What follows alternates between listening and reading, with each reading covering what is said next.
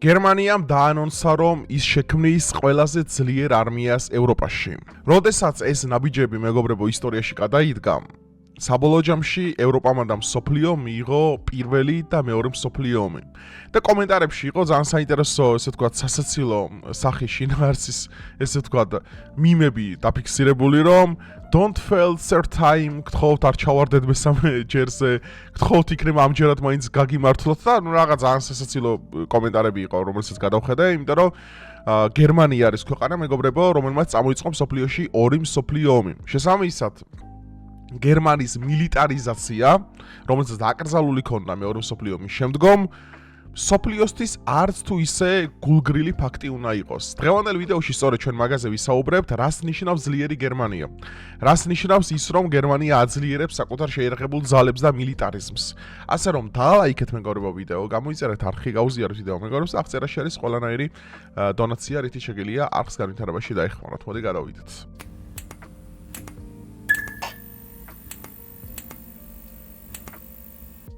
has just announced plans to build the strongest military in Europe, and the entire continent is paying attention. ხო, გერმანია აპირებს რომ ევროპაში ყველაზე ძლიერი ძალი ეს თქო ჯარი შექმნასო და მთელი ევროპის ყურადღება ეგრევე მიიქციო, რომ ჩაფიქრდნენ.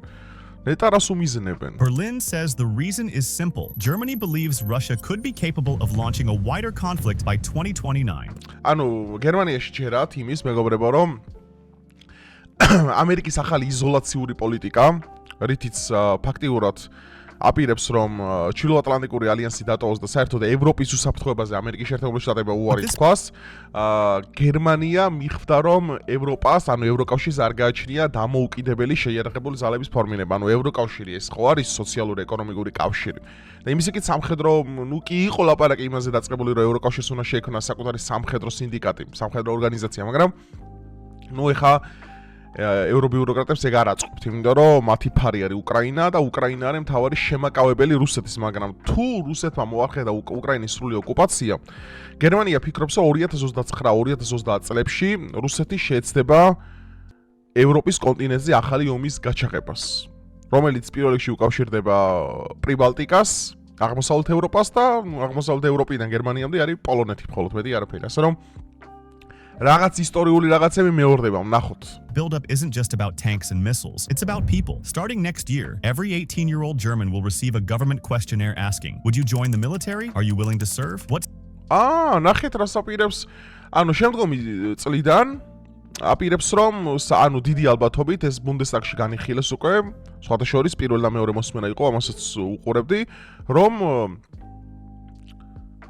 18 წლიდან ჯარი გახდეს სავალდებულო. და გაიზარდო ჯარისკაცების რაოდენობა. აქ საუბარია, მაგრამ 185,000 კაციდან 250,000-მდე. ეს არის ნატოს სტანდარტი. 250,000 კაცი რო ყავს, ანუ ეს არის ნატოს იმის იქით აღარ უნდა ყავდეს, თორე ნაცისტური ვაიბები წამოვა მერე და ეგ არავის არ აწყობს. ძალიან საინტერესოა სხვათა შორის. ძალიან საინტერესოა და ამაზე პროტესტი ქონათ მე მგონი იქაურში ევროპელებს. Skills do you have? Then in 2027 things escalate further. All 18-year-olds will undergo mandatory medical exams to determine if they are fit for service. That's nearly 300,000 to 400,000 young people each year. Germany is ანუ ეხლა უყურეთ 300-400,000 კაცი გაივლის, აი ყაზარმულს რასაც ჩვენ ვეძახით რა. ანუ წინასწარი მომზადების ესე ვთქვათ სამთვიან კურსებს.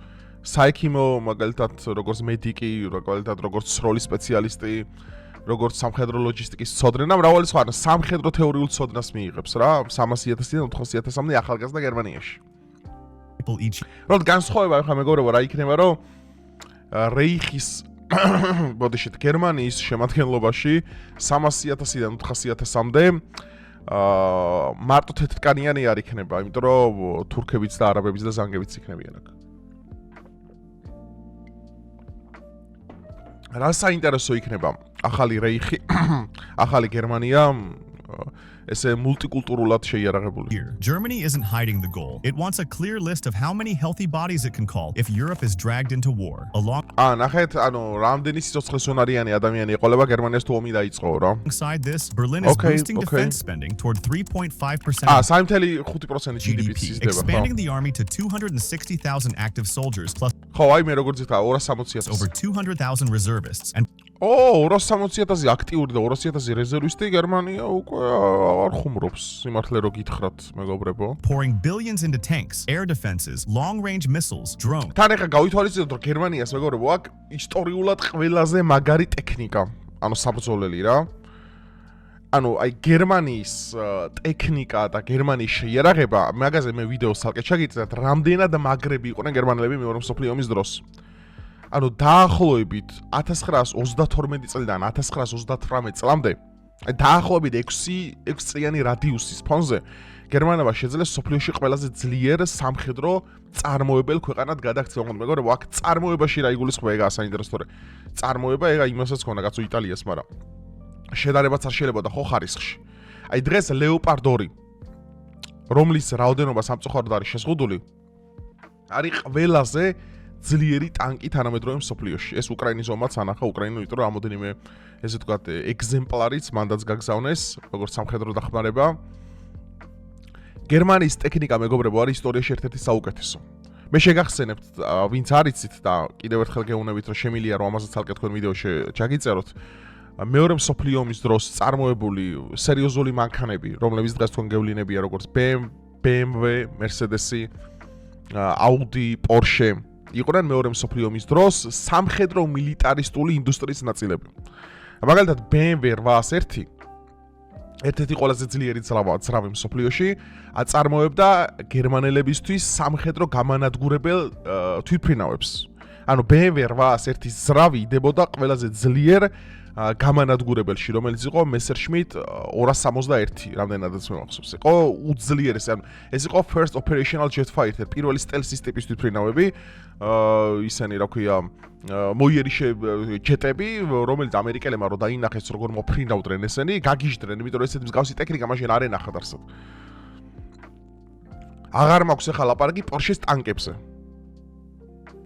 ანუ Porsche-ს ტანკებზე აღარ მაქვს ლაპარაკი, ანუ Porsche, რომელიც დღეს თქვენ გევლინებთ, Porsche 911 და სუპერ მაგარი ლაქშორი მანქანები, Porsche-ს ლოგოც კი რო ტრიალდება, გამოისახება ფაშისტების ლოგო. და ამაზე Porsche დაჭერილი იყო ციხეში. და Porsche აწარმოებდა ტანკებს. აი პანზერებს რასაც ეძახდნენ რა, სუბუქი იმაზე არ მაქვს ლაპარაკი, რა ქვია. დიდი სახის ტანკებზე. ანუ აი ტაიგერი მაგალითად ტაიგერი იყო ნაწილობრივ Porsche-სი და ნაწილობრივ ადგილობრივი წარმოების, ანუ გერმანული იყო ყოველთვის ყველაზე ძლიერი. სხვადასხვა როდესაც კურსკის სატანკო ბრძოლა ხდებოდა მეორე მსოფლიო ომის დროს, მათ T-34-ები ხო ებრძოდნენ ტაიგერებს. და გერმანელი გენერლები ამბობდნენ, რომ ანუ ყველა ჯობნიდა ჩვენი ტექნიკა, უბრალოდ საბჭოთა კავშირს იმდენად ბევრი ყავდა. და იმდენად ულევი იყო მათი რესურსი, რომ წინააღმდეგობის გაწევას არ ქონა, ლულა გამოდიოდა წყობილებიდან. მანშტაინები და ეს გერმანელი გენერლები ამბობდნენ, ანუ ლულა გამოდიოდა წყობილებიდან, იმდენად ბევრი ტანკი მოდიოდა საბჭოთა. ანუ იმდენად დიდი წარმოება ქონდა. და ეგ დიდი წარმოება არის დამსახურება, რომ ამერიკელებმა ლენდ-ლიზი მიცეს რუსებს, ხო? და ძალიან ბევრ ამას ყიდნენ. მათ შორის ეს საკვები დანადგარები რაც იყო, ეგეც კი ამერიკიდან ყიდულობდნენ, სტალინი აქედან ყიდულობდა. მაგდენი რესურსი ფიზიკურად საბჭოთა კავშირს არ ქონა, რომ ამ ხელა წარმოება ქონოდა. ანუ მას ჭირდებოდა დამხმარე ეს სასარგებლო ისენი, რა ქვია, გინდა წიაღისეული, გინდა ლოჯისტიკური დანადგარები, გინდა მაგალითად მეტალი რომ მეტალია, ფოლადი ყარ, ყველაფერს ამერიკიდან ყიდულობდა და ეს დაეხმარა ძალიან, რომ წარმოება ქონოდა ძალიან, თუ ადამიანური რესურსი ყავდა საბჭოთა კავშირს. მაგრამ მას არ ქონა წარმოებისთვის საჭირო როგორ არის equipment ქართულად, ანუ ის ხელსაწყოები, რომელიც დაეხმარებოდა მაგას და გერმანიას ქონა ძალიან ბევრი. რომ გერმანია ზოგადად არის ინდუსტრიული ქვეყანა, ყოველთვის ასე იყო. ანუ გერმანიაში წარმოება ყოველთვის ძალიან მაღალი იყო. ეხლა თქვენ წარმოიდგინეთ, მე ჩამოთვალე აქ BMW, Mercedes, Porsche, Audi, ასევე რომელიც იყო გერმანული და იმებს მაგალითად Audi და Mercedes აწარმოებდნენ გიტლერის კანოები რო იყო რა, ანუ შეიარაღები ისენი რა ქვია მანქანები, ლიმუზინები, მაშინდელი ლაქშორი მანქანები, აი სადაც ფიურერი გადაადგილდებოდა ხოლმე, ხო, საკუთარი იმით, რა ქვია, დაცვითა და საკუთარი ამ თავრობით, ხო, ეს კანოები რაც მიდიოდა. ამიტომ გერმანიას ქონა ყოველთვის ძალიან ძლიერი. ასევე გერმანია იყო პირველი ქვეყანა, რომელსაც ქონა პირველი ბალისტიკური რაკეტები, V1, V2, არ მინდა ესეც დაგვავიწყდეს. ესე ძალიან საინტერესოა, სადაც პირველი გამოცადეს ეს იყო დაახლოებით 41-42 წლები და ძალიან ახლოს იყვნენ ატომურ ბომბთან. ძალიან ახლოს. ანუ ალბათ ისტორიული ბედისწერა იყო რომ ეს ვერ შეძლეს, მაგრამ ძალიან ახლოს იყვნენ. ანუ ამით რისი თქმა მინდა რომ გერმანული არის ყველაფერი მაგარი თითქმის. მათ შორის, როდესაც ფაშისტებმა ომი წააგეს, ტექნიკის დიდი ნაწილი, ჩანაწერები, ესკიზები, რაც დამზადებული მაქამდე ქონათ გერმანელი მეცნიერებსა და ინჟინერებს, ყველაფერი მოიპარეს ამერიკელებმა და წაიღეს და საკუთარ ქვეყანაში გააკეთეს. მაგალითად ავიღოთ რა, ბიორი სტელს ტიპის გამანადგურებელი, სტრატეგიული ბომბდამშენი, რომელიც ესკიზი შექმნილია 1939 წელს გერმანელების მიერ. ზუსტად ერთ-ერთი ზის შეგიძლიათ გადაამოწმოთ, აი ბიორი, აი VS, German, აი ისა რა ქვია, ზუსტად ერთ-ერთი ზის. ეს ყველაფერი არის მოპარული გერმანიიდან. კალაშნიკოვიც კი, კალაშნიკოვი რო კალაშნიკოვია, ეს ტიჟის ტიპისგან არის მოპარული, რომელიც რუსებმა წაიღეს. არა თუ დავივიწყოთ გერმანული მაგალითად ტექნიკა და გერმანული შეიარაღება. ავიღოთ გერმანული ბლიცკრიგის ხელოვნება მაგალითად. ხო, ბლიცკრიგი ხო არის ელვისებური ომი. რას ნიშნავს ელვისებური ომი? ხო, წრიული დარტყმა საჰაერო, წინა სახმელეთო და სატანკო და ანუ ეს არის ერთობლივი, ესე ვთქვათ, მანევრი, რითიც ძალიან მალე იგდებ მტრული სახელმწიფოს ტერიტორიებს. ეს არის ერთ-ერთი ყველაზე განთქმული კლაუზევიცის დონეს კიდე, ნუ კლაუზევიცის ყველაზე გაუმჯობესებული ვარიანტია რო ავიღოთ. კლაუზევიცი უდიდესი სამხედრო სტატი იყო და სტრატეგი. აი და სუნზი იყო სამხედრო თეორიკოსი, იმასაც კი შეშურდებოდა, იმდენად ძლიერი იყო ბლიცკრიგი. ბლიცკრიგის ესე ვთქვათ შემთხვევაში და ბლიცკრიგის ტექნიკით არის აღებული დაახლოებით 6 თვეში მთლიანი ევროპის უდიდესი ქალაქები და ქვეყნები. ასევე ბლიცკრიგი გამოვიდა უკრაინაში, ასევე ბლიცკრიგი გამოვიდა სტალინგრადში, ნუ საბოლოო ჯამში სხვა ფაქტორებმა განაპირობესო გერმანებმა ომი წააგეს, იმიტომ რომ მთელი მსოფლიო მათ ებრძოდა, ხალხო, მთელი მსოფლიო ებრძოდა. ანუ ეს არ არის მე არ ვეძახი მეორე მსოფლიო ომს, მაგალითად, რავი, იტალია, გერმანია და იაპონია მსოფლიოს წინააღმდეგ. მე ამას ვეძახი გერმანია მსოფლიოს წინააღმდეგ. ამ მთელი მსოფლიო გერმანიის წინააღმდეგ. და ომი როდესაც უნდა დამთავრებულიყო 1941 წელს, დამთავრდა 45 წელში, ანუ 5 წელი გერმანულმა ეკონომიკამ გაუძლო მსოფლიო ომს, როდესაც შენ გებძვის 14 ქვეყანა, წარმოიდგინე მარტო აღმოსავლეთიდან, აქ მაქვს საბჭოთა კავშირზე, შემოვალი 14 რესპუბლიკა.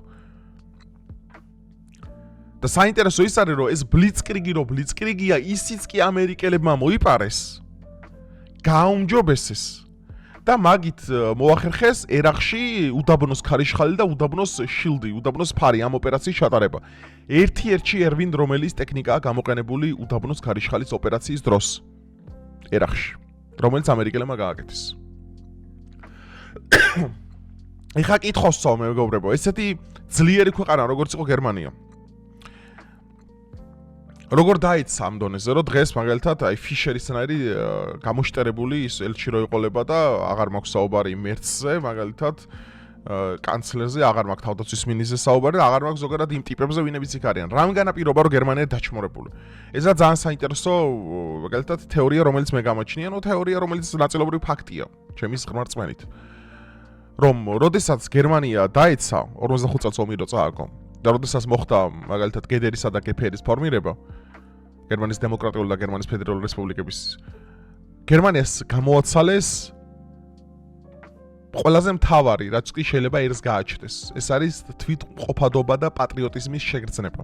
და დააკომპლექსეს იმით, რომ შენ თუ შენი ქვეყანა გიყვარს, ანუ შენ ხარ დამნაშავე და შენს კისერზეა მაგალითად სხვადასხვა გენოციდები და უბედურებები, რომელიც მათ მოაწყეს.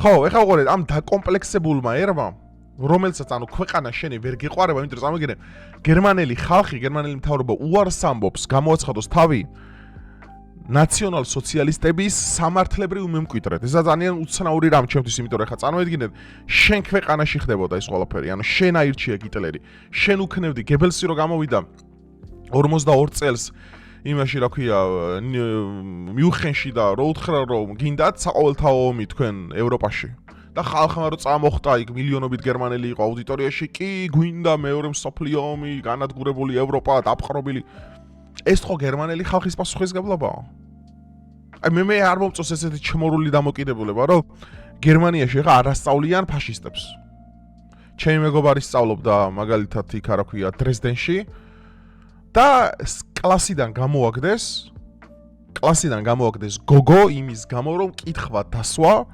რომ რატო არ გავდივართ 1933-1945 წლებს სკოლაში. ეს კითხა გერმანელ მასწავლებელს და გერმანელ მასწავლებელმა გამოვაგდო კლასიდან. ჩემი მეგობარი დრეზდენში. რატომ? ესაა free speech-ი? ესაა თავისუფალი სიტყვა, ესაა დემოკრატიული. შენ ქვეყანაში ხდებოდა ეს ყველაფერი, ნახე? ეხა მე როგორც საქართველოს მოქალაქე და საქართველოს ისტორიის ნაწილი, მე როგორც შემდის დავით აღმაშენებელი არის საქართველოს ისტორიის ნაწილი და მე მივიჩნევ რა თქმა უნდა მის მემკვიდრე თავს, ასევე ცუდიც კიდე, მაგალითად, მხედრიონი რომ მხედრიონია, ის რომ ცუდი იყო, გინდა არ გინდა შენც იმას იზავ, რა ქვია, მივიჩნევ მის მემკვიდრე თავს, იმიტომ შენ ქვეყანაში ხდებოდა ეს ყველაფერი. ანუ როგორც კარგი უნდა აღიარო, ასე უნდა აღიარო ცუდი. და ის რომ იავანად არის ახლა დღევანდელ სამყაროში რომ აი საერთოდ აკრძალული გაქვს ამ თემაზე საუბარი, ჩემთვის ძალიან ბევრ გაოცებას იწვევს ეს ფაქტი. იმიტომ რომ ეს უფრო ხელს უწყობს პოპულარიზაციის ზრდას და დღეს უკვე გერმანიაში ძალიან გაზრდილია მაგალითად გიტლერის ჩემი ბრძოლის წიგნების რეალიზაცია. რომ ხალხი უბრალოდ დაიღალა. ანუ გერმანია რომელიც არის უნიჭიერესი ხალხი დაკომპლექტებული ქვეყანა. გერმანელები არიან უნიჭიერესი ხალხი. გერმანელები ფლობენ ძალიან დიდ ინტელექტუალურ რესურსს, მეცნიერებს, მედიკებს, ინჟინრებს, ინდუსტრიულ სხვადასხვა მაგალითად ქსელებს, რომელთაც შეუძლიათ რომ გერმანია იყოს ძალიან უფრო მაგარი ქვეყანა. დღეს გერმანია არ არის ეგეთი მაგარი ქვეყანა. გერმანიის გაცილებით მეტი შეუულია. დღეს გერმანია აქციის ჭაობათ მეგობრებო. თურქების, არაბების და ზანგების. და დაკომპლექსებს 60 წელია უკვე დაკომპლექსებული ეს ხალხი ვერ ბედავს ხმამაღლა გამოვიდეს იმიტომ რომ მე ეს დამოვიწყავ თქვენთვის მე თქვა რომ 1955 ანუ 1955 წელს ხოლმე მორჩა 10 წელი აკრძალული ქონდა საერთოდ ნებისმიერი რამის სამხედრო იმის ხოლო მე 1955 წელს ამის უფლება მიცეს მაგრამ მიცეს რამდენი კაცის საუბარი იყო აქ რაღაც 20-25000 კაცზე რომელიც სრულ მუდმივ კონტროლში იყო ბუნდესტაგის მიერ არანაირი გაზრდა არანაირი სამხედრო შეერთების ზრდა წარმოიდგინე გაგძარცვეს წაიღე შენგან ყველაფერი რას აღარ გტენიან ისტორიაში და შენ იმის უფლებაც არ გაქვს თავი დაიცო ნუ ეხლა ბერლინის კედლის ნგრევა და გერმანიის გაერთიანება და ხო მე 2017 წელს უბრალოდ დაიწყო ის რომ გერმანია მოდრნავ გაზარდა სამხედრო ფორმირებები უფლება მიეცა ანუ აკრძალული 60 წლიანი 55 წლიანი სანქციების შემდგომ გერმანიას უფლება მიეცა რომ ლოჯისტიკური თვალსაზრისით და კანონში ჩაეწერა თავიანთ კანონში რომ გერმანიას არმია ჭირდება თავდაცვისთვის გიტლერის მაგას წერდა თქვენ წაიკითხოთ ნაციონალური სოციალისტების კონსტიტუცია მე წაკითხული მაგალითად საბჭოთა კავშირის კონსტიტუციას რო წაიკითხო რა სუპერდემოკრატიულებია სუპერდემოკრატიული აი საბჭოთა კავშირის კონსტიტუცია ორიგინალი რო წაიკითხოთ მე ჯერ კიდევ უნივერსიტეტის წლებში ვკითხულობდი მაგას წაკითხული მაქვს უბრალოდ. არის სუპერდემოკრატიული, აი სუპერ. ანუ პრაქტიკაში არ იყო რა თქმა უნდა, მაგრამ თეორიულად იყო სუპერდემოკრატიული. ამიტომ მე არ მესმის იცით როგორ დამოკიდებულების რომ აკრძალვა იწევს რაღაც იმ არა აკრძალვა პირიქით პიერს უკეთებს, პირიქით პოპულარიზაციას უკეთებს რომ გერმანელმა ხალხმა დაინახოს რომ დღეს მაგალითად ისინი არიან უმცირესობაში საკუთარ ქვეყანაში. თავრობა ამას ხელს არ შეუწევს, რომ თავრობაში ხა ვინ არის, ვის იმედი გვაქვს, რომ გერმანიაში მოვიდეს და მაგალითად საკუთარ ხალხსა და ზოგადად ევროპას მიხედოს, ხო? ერთადერთი ალტერნატივა გერმანისთვის ალისია ვეიდელი, ეგეც ლესბიანკაა. ანუ კი მესმის, რომ ხო, ლესბიანკაა, არ არის პროპაგანდისტი, თვითონაც ამბობს, რომ მე კი ვარ, რომ განსხვავებული ორიენტაციის მატარებელიო, მაგრამ ამის პროპაგანდას მე არ ვახდენ და ნუ ოკეი, ეს makes sense ეს ყველაფერი რომ აზრი აქდევს, ოკეი. ჩვენ პროპაგანდას ვეწინააღმდეგებით სოფლიოში და პროპაგანდა გძულს თორე ხა ვისაც რა უნდა ისაკეთოს საკუთარ ოთახში ყოველას ფეხებზე კიდია საერთოდ და პრობლემა მეგობრებო აქ ის არის რომ გამოთაყვანებული ერი გახათ ეს გერმანელები გაიგე გამოთაყვანებულები დაკომპლექსებულები რომელსაც წარმოება უკვე ძალიან ცოტა გაგე პორშეს რო კრიზისი ექნება წარმოიდგინეთ BMW-ს რო კრიზისი ექნება საკუთარ ქვეყანაში წარმოებაზე მაქვს საუბარი და როდესაც შენ ხედავ რომ აი ეს ინდუსტრია მაგალითად დიდი შპერის ჰიმლერის იმების ეს ინდუსტრია რაც ჩამოყალიბდა დიდი უდიდესი როგორც სამხედრო სახელმწიფო ნაცისტური გერმანია იყო ნაწილობრივ სამხედრო სახელმწიფო 51-დან 55 წლამდე მოულოდნელად ხდება ასეთი დემორალიზირებული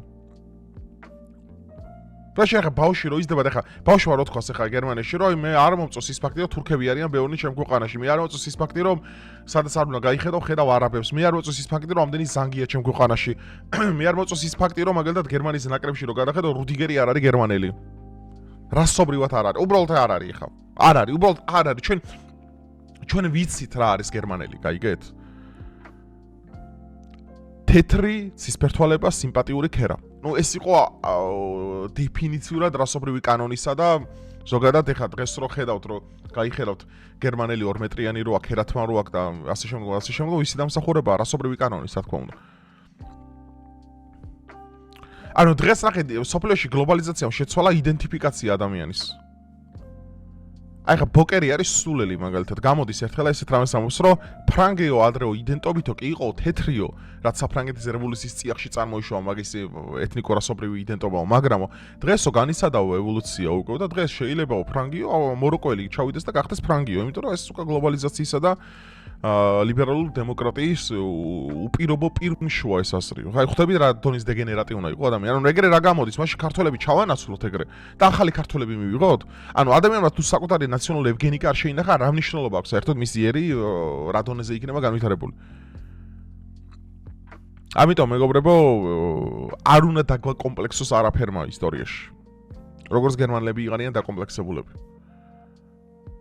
ანუ პატრიოტიზმი არ უნდა ტეხავდეს. პატრიოტიზმი უნდა გიხაროდეს შენი ქვეყანა რო გიყვარს ეს უნდა გიხაროდეს. შენი ქვეყანას რო ემსახურები ეს უნდა გიხაროდეს. თუნდაც სუში რომ მსახურობ და სახელმწიფო უსაფრთხოების დეპარტამენტში ხარ, უნდა გიხაროდეს რომ შენ ქვეყანას ემსახურები. განა გამოგირჩებული უნდა იყო და ტეხავს მე რო სუსის თანამშრომელი, რატო ტეხავს? პირიქით, ძალიან მაგარი ტიპი ხარ, როცა სუში მუშაობ. იმიტომ შენ ქვეყანას ემსახურები. პოლიციაში რომ მუშაობ, მაგარი ტიპი ხარ, შენ ქვეყანას ემსახურები. ჯარში რომ მსახურობ, მაგარი ტიპი ხარ, შენ ქვეყანას. ამის პროპაგანდაა საჭირო, გამიგეთ? ეს პროპაგანდა რო არ იყოს მეგობრებო, ანუ ჩვენ მივიღებთ როგორ გითხრა დაბალი ტესტოსტერონის ქართველებს, რომელიც ჩვენ ერთს არ ჭირდება, ჩვენი ერი ყოველთვის მაგით იყო განთქმული, რომ მაღალი ტესტოსტერონი ქონდა საქართველოს ქართველებს, ბრძოლის უნარიანი. ეს ცეცხლი არ უნდა დავკარგოთ მეგობრებო. ეს ცეცხლი უნდა შევინარჩუნოთ. ხო და ხა რაც შეეხება საბოლოო ჯამში გერმანიას რამდენად გააძლიერებენ საკუთარ მილიტარისტულ ლოჯისტიკას, ესაა ძალიან საინტერესო, იმიტომ რომ მე როგორც გითხარით, გერმანიამ რამდენიც დაიწყო ამაზე ფიქრი და რამდენიც შეძლო პირველ და მეორე მსოფლიო ომი მიიღო სამყარომ. და ეხა იქნება ძალიან საინტერესო ის კომენტარები თუ ახდა, რომელიც ჩემთანა ძალიან ხშირად იწერება ხოლმე და ესეთ პროპაგანდისტულ გვერდებსაც. რომ don't fail third time. არ ჩავარდეთ მესამე ჯერზე. არ წააგოთ ეს ომი. ნახოთ რა იქნება ესეთი დაკომპლექსებული ესეთი შეზღუდული შესაძლებლობის ამ წუთას მქონე ერი თუ შეძლებს ევროპაში გამოღვიძების დაწყებას, იმიტომ რომ მე ყოველთვის მაქვს ნათქვამი მეგობრებო და მე ხშირადაც გავიმეორებ ამას, რომ ევროპის გამოღვიძება ეს არ მოხდება არც სლოვაკეთიდან, ეს არც მოხდება ჩეხეთიდან, ეს არც უნგრეთიდან მოხდება, არც საფრანგეთიდან, არც ბრიტანეთიდან.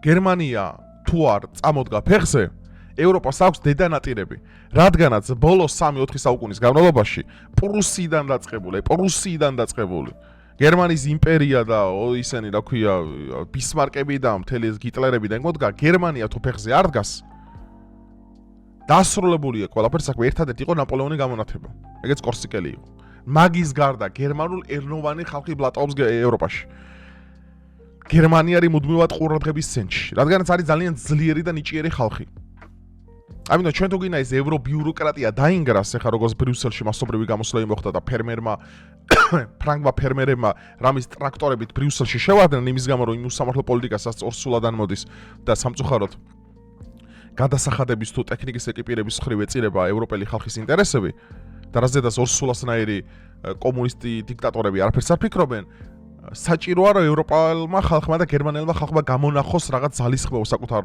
თავში და დაუწყოს ამ დიქტატორულ ამ სულის ამხდელ და ამ ბიუროკრატიულ მახინაციურ სისტემას, რასაც ევროკავშირი ქვია, რომელსაც დაანგრია ევროპელი ხალხის ცხოვრება, რომელიც მიწასთან გაასწორა ყველაფერი. და ის ქართველები, რომლებიც გერმანიაში მიდიან და გამოდიან და ჰეი 80 ევროთ მე ამდენი პროდუქტი შევიძინე, ხალხო, ეს 80 ევროთ რომ ორი კვირის პროდუქტები შეიძინეთ, ეს ევროკავშირის დამსახურება კი არაა, არამედ გერმანიის წარმოების დამსახურებაა, გერმანიის. ამიტომ უბრალოდ ფაქტებს უნდა სწორად შევხედოთ. გერმანია, იმიტომაც ძლიერი რომ გერმანელი ხალხია მაგარი. ხო, თორე ევროკავშირში ისინიც არიან, ლიხტენშტაინი და ეგენიც და ხორვატიას და აბა ჩადით, რამდენად მოგეწონებათ ერთი სიტუაცია იქ.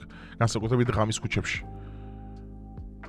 დავი დაწერეთ თქვენი აზრი დაბლა კომენტარებში მეგობრებო, რას ფიქრობთ გერმანიის გამოღვიძებაზე, რამდენად ემთხვევა ჩვენი აზრები ერთმანეთს, რა ვარაუდები გაგაჩნიათ და ლაიქეთ ვიდეო გამოიწერთ არხი და დროებით მეგობრებო.